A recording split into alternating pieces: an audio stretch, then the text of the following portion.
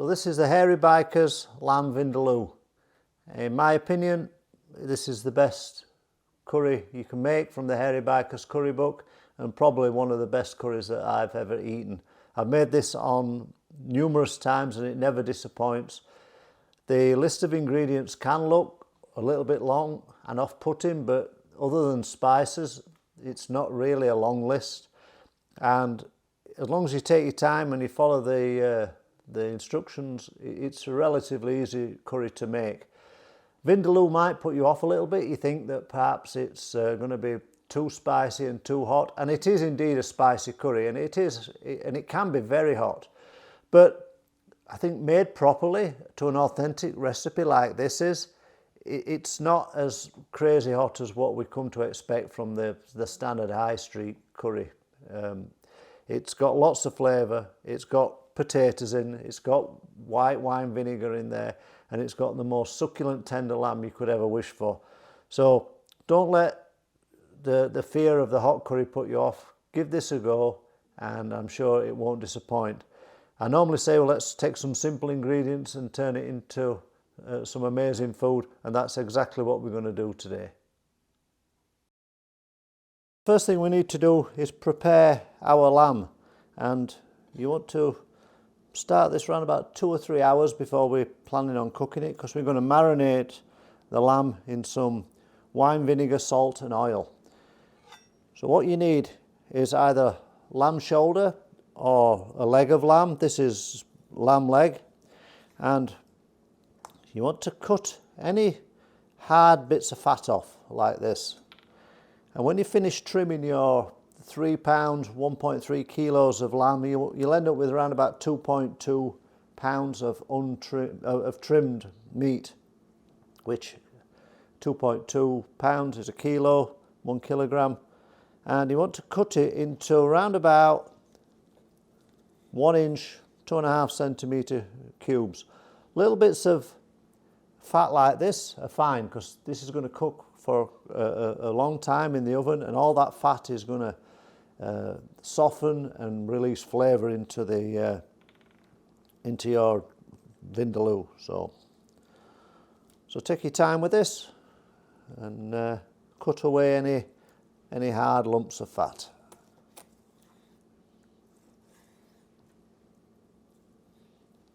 After you've cut your meat up, I think bits of fat like this is fine. It's going to render down nicely when we cook the meat, and that's going to add some, as I said, some depth of flavour. So that wants to go into a non-metallic bowl. We're going to add to the bowl 100 millilitres, which is around about 4 fluid ounces of wine vinegar. Now you can use red wine vinegar, you can use white wine vinegar, either is fine. I don't think it makes much of a difference, to be honest. If you don't have any wine vinegar, something like an apple cider vinegar will be fine as well. So that's 100 mil or as I say, around about 4 fluid ounces. And then we need 2 teaspoons of sea salt.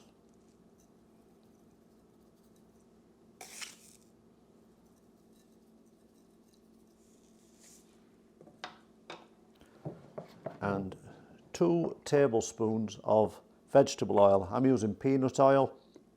You can use vegetable oil, olive oil, whatever you fancy.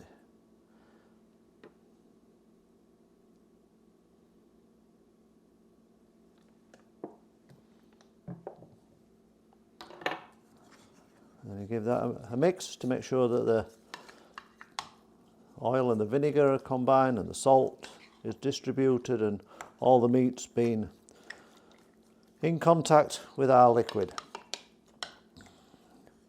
And then we're going to put this, I'm going to cover with this with a bit of cling film, a bit of plastic wrap, and I'm going to put that back in the fridge for a minimum 2 hours. So I'm at 9:30 in the morning now. I'm probably going to start cooking this probably around about 2 o'clock. So mine's going to have 5 hours, 4.5 hours.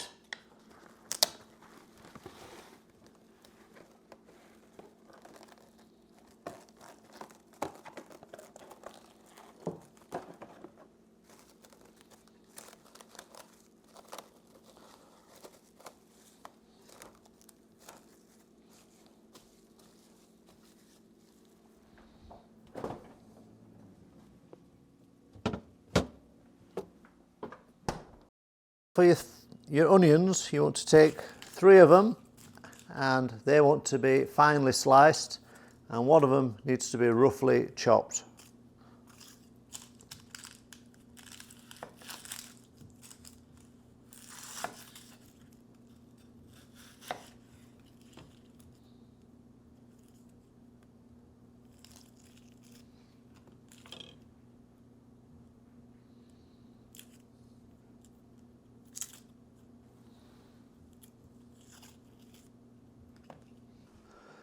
So we need to take 3 tablespoons of sunflower oil,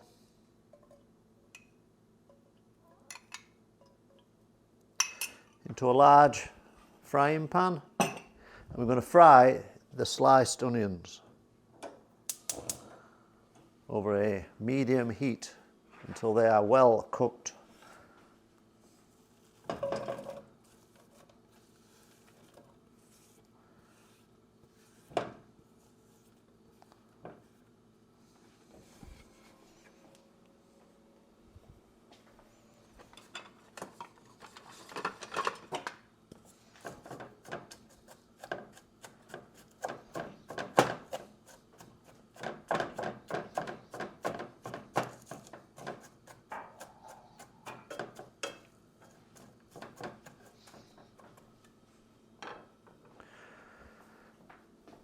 And while the sliced onions are cooking, you can prepare your chilli. Now, your chilies, should I say.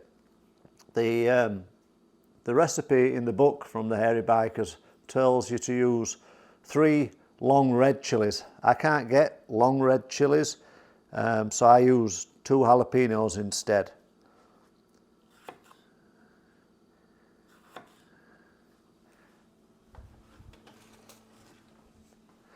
So these want to be a little bit like your chopped onions, roughly chopped, and we do not de-seed them.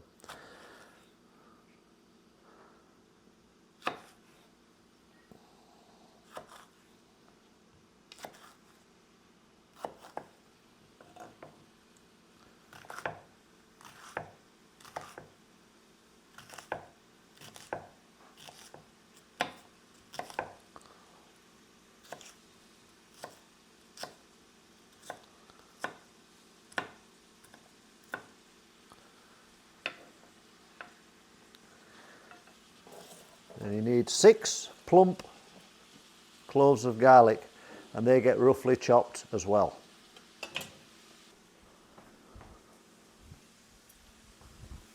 We need to take our chopped garlic,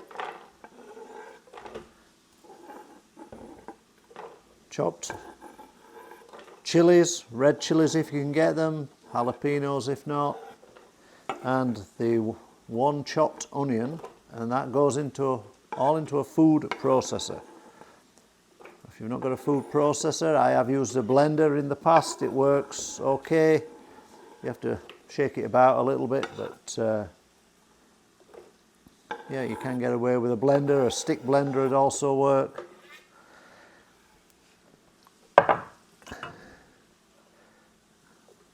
And this is where we need to add our spices now. So the list of spices is quite extensive, but don't let it put you off. It's more or less the standard spices you need for most curries.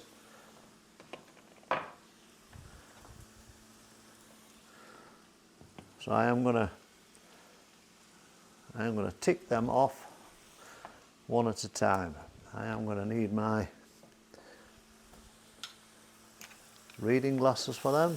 Don't forget your onions, which are still frying. We don't want them to burn. We want to get a bit of colour on them, but we don't want them to burn. So they are cooking nicely.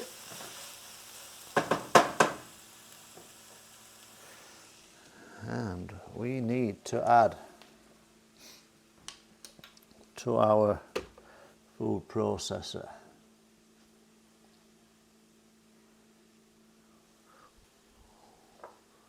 1 teaspoon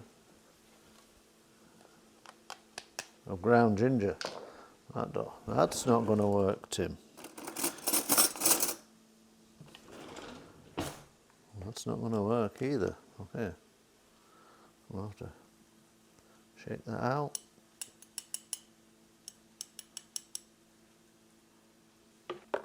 One tablespoon of mustard powder.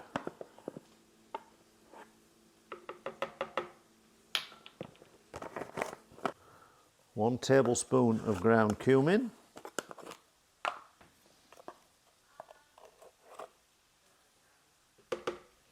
One tablespoon of ground coriander.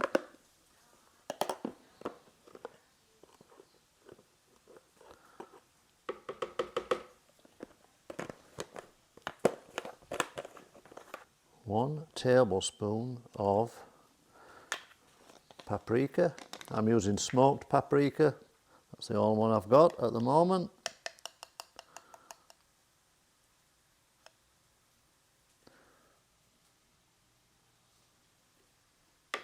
I think we're done with the tablespoon now.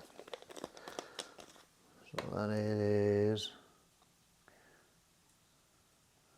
2 teaspoons of turmeric.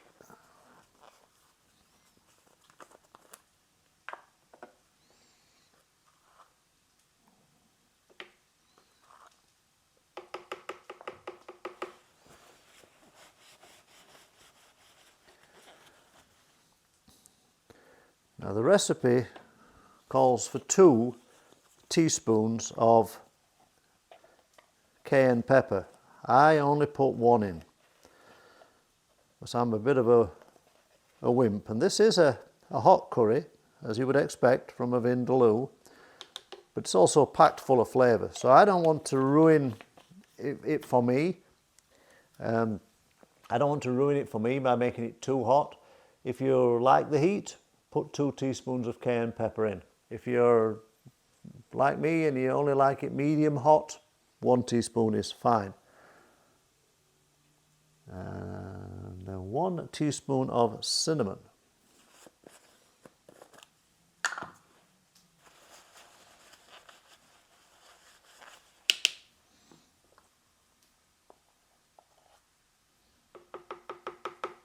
And then we blend all this together. Now,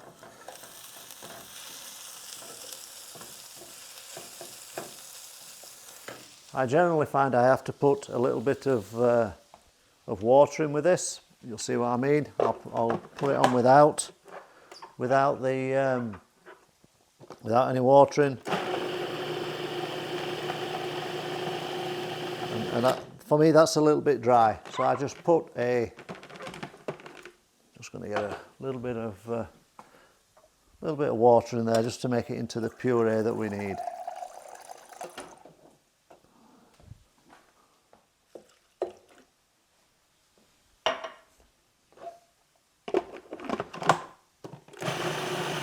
There we go. And this wants to be, you want to make sure that this is really well combined and into a smooth paste.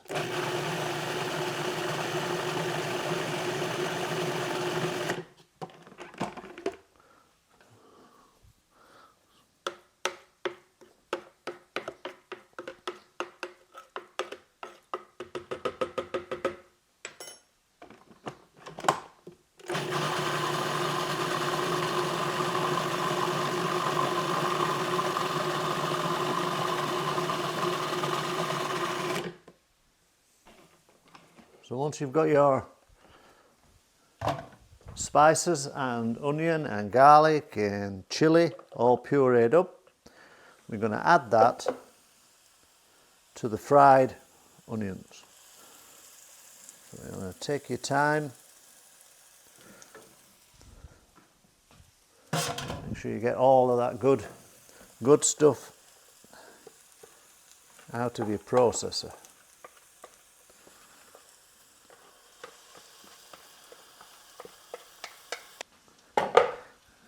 You also add 2 more tablespoons of oil. And we're going to fry that up until the sauce and the onions start to thicken. Okay, that's starting to thicken. Takes around about 5 minutes. You want to cook this for keep stirring it. We don't want to burn this. And don't worry about the if some does stick to the bottom of the pan, because we're not done with this frying pan yet. So while that's finishing cooking, we need to take our lamb that we marinated earlier, and we want to drain that into a colander and another bowl, and we want to keep the reserved marinade. We don't throw that away.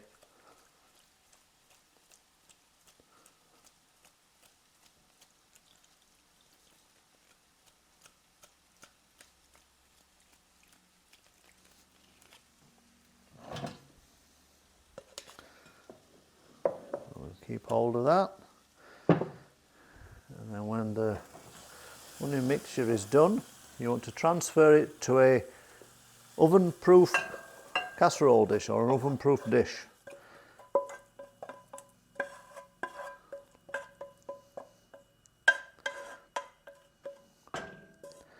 And in the same pan, we're going to fry our lamb, but you don't want to do it all at once, because you'll overfill the pan, and you want to get some colour onto the lamb. So we take a little bit more of our vegetable oil, another tablespoon, and we want to put some of the lamb in, maybe about a third of it.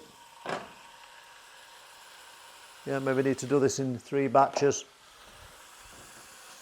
You don't have to cook the lamb all the way through, that's not the purpose of this. It's just to get some colour on the outside of it.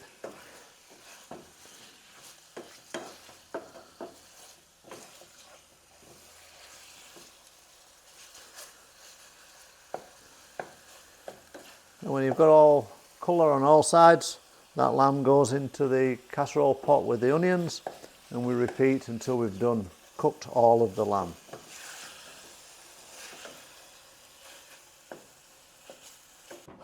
So when all your lamb is cooked, you add that to the casserole pot as well, and you give it a good mix together. And we're going to preheat the oven.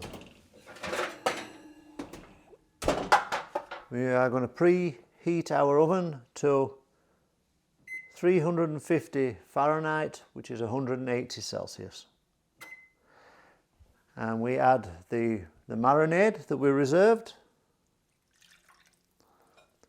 and we add 500 millilitres of water, which is just a little bit over a pint.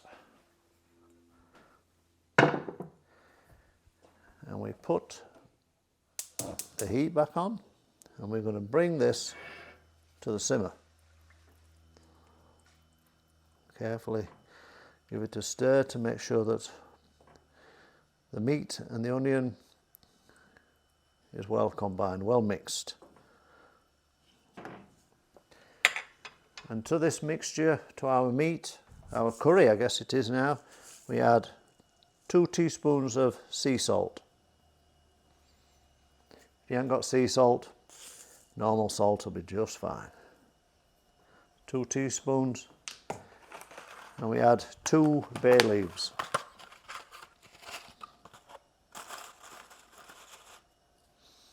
Mine are particularly small bay leaves, so I'm probably going to add 4 of them.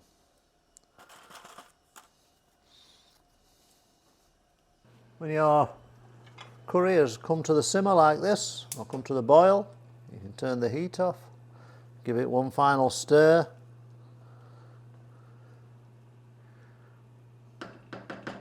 And I've got a piece of parchment paper which is roughly the right size,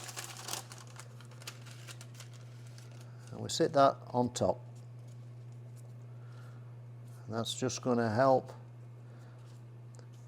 the sauce not to boil dry. We've got some potatoes to put in there later, so we need to reserve that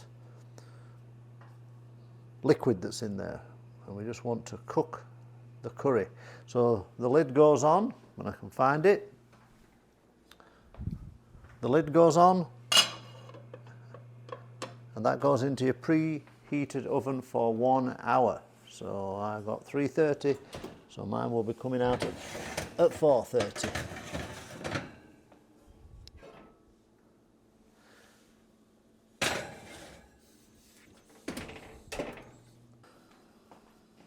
You want to peel your potatoes and cut them into small cubes like that. And then what I prefer to do, the recipe tells you to put these straight into your curry and cook them in the oven, but I always find that they stay a little bit too firm for me if I cook them for an hour, and I end up having to cook the curry for a little bit longer. So what I do is I just put those into a pan and I just bring them to the boil, and I let them boil for just 2 or 3 minutes before I put them into the curry. My potatoes, 500 grams by the way of potatoes, which is just over a pound. My potatoes are boiling, so while they just boil for a minute, we'll just take the lid off our curry, and carefully, as you can see, this is very hot. Carefully, we need to lift off that parchment paper, but don't throw it away because it's going back on. I'll just give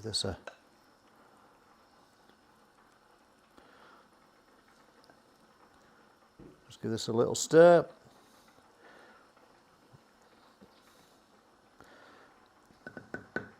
And I think we're ready to add our potatoes, so I'll turn those off. I'm going to drain these. So we've not really cooked the potatoes. All we've done really is we've just got them up to temperature and started the cooking process. So carefully stir those in. We want those to be submerged. We want them to cook. Parchment paper back on.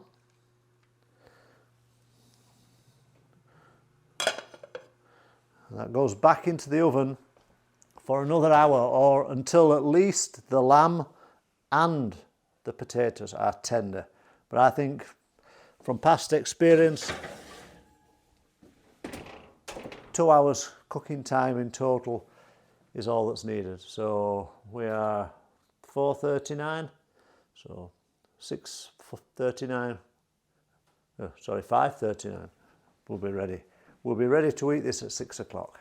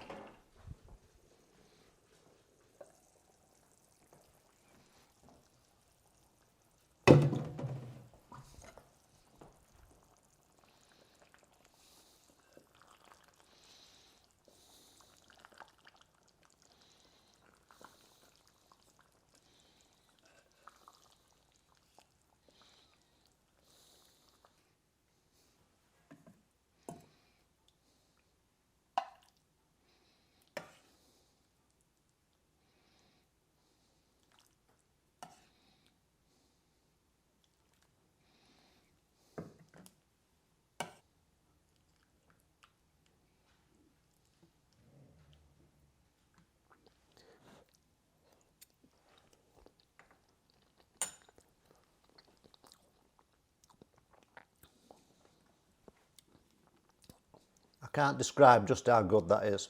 It's phenomenal. The flavour, the spices. There's a sweetness in there as well that I think comes from the potatoes. That is fabulous. I don't think anyone could not enjoy that.